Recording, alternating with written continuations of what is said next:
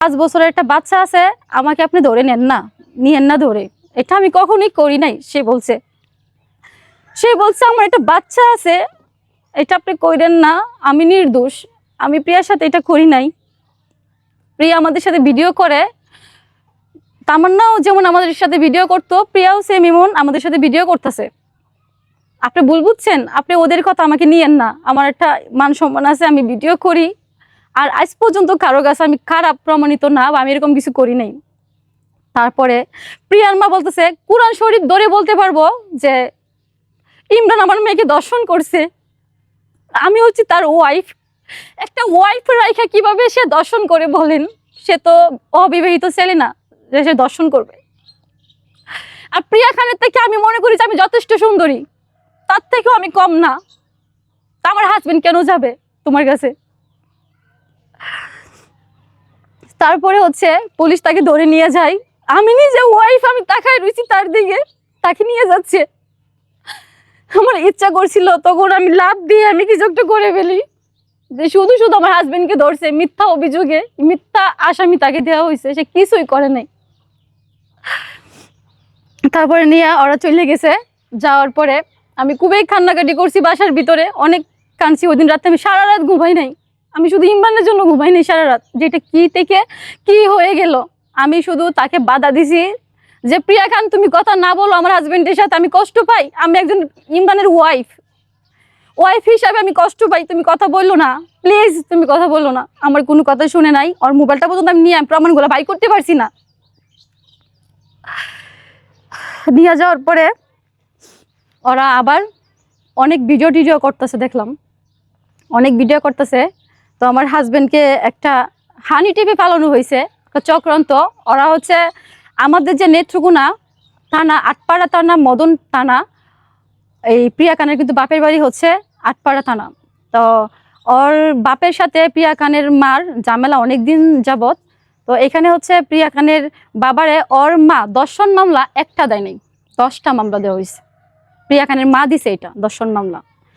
এমনকি তার মেয়েরে দিয়ে আরো 5টা দর্শন মামলা দেওয়া হয়েছে। আমাদের গ্রামে আটপাড়া থানা, নেত্রকোনা থানা, মদন থানা, এই 3টা থানার কথা আমি বলছি, যে ওরা দর্শন মামলা আরো 5 জনকে দেওয়া হয়েছে। আমার হাজবেন্ডকে নিয়ে 6 জন। ওদের সাথে কেউ যদি তর্ক বিতর্কে যায়, সে দর্শন মামলা দিয়ে দেয়। এটা কেমন? সে তো দর্শন করে নাই, আজকে দর্শন করতো তুমি এটা করতা, দর্শন না করাতে তুমি দর্শন মামলা দিয়ে দাও। ওর বাপের সাথে তর্ক বিতর্ক লাগলে প্রিয়া খান তার বাপকে দর্শন মামলা দিয়ে দিবে। এটা কি হয়?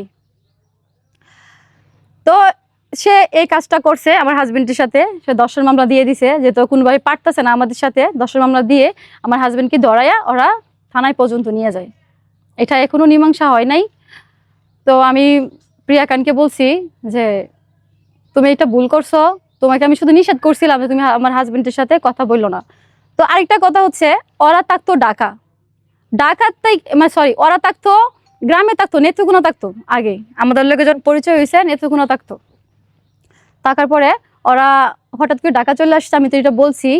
তো ঢাকা ওরা আসার প্ল্যান হচ্ছে আমার হাজবেন্ডকে, ইমরানকে কিভাবে ওরা একটা হানি টেপে ফাঁসানোর চেষ্টা, ওদের চেষ্টা আগেও একবার চালাইয়া গেছে। তো আমি একটা প্রমাণ সহকারে একটা দিতে চাই, হানি টেপ যে বিষয়টা, একটা প্রমাণ দিতে চাই। ওই টাইম পাই করিয়ে গে বিশ্বাস রাখে আমাদের বাসায় চলে আসেন। আচ্ছা বাবা তুমি কি সত্যি বাসায় আছো? ইমরান বলছে হ্যাঁ আন্টি আমি বাসায় আছি। আচ্ছা ঠিক আছে, তোমাকে আমি আধা ঘন্টা পরে কল দিতেছি। বলছে আচ্ছা ঠিক আছে। আর আধা ঘন্টা প্রায় যায় নাই, এই 10-15 মিনিটের মধ্যে প্রিয়ার মা বলতেছে তুমি কি সত্যি বাসায় আছো ইমরান? ইমরান বলছে হ্যাঁ আমি আন্টি সত্যি বাসায়, আপনি বিশ্বাস রাখে আপনি আমার বাসায় চলে আসেন। আসছে ঠিক আছে, 7-8টা পুলিশ নিয়ে আসছে আমাদের বাসায়।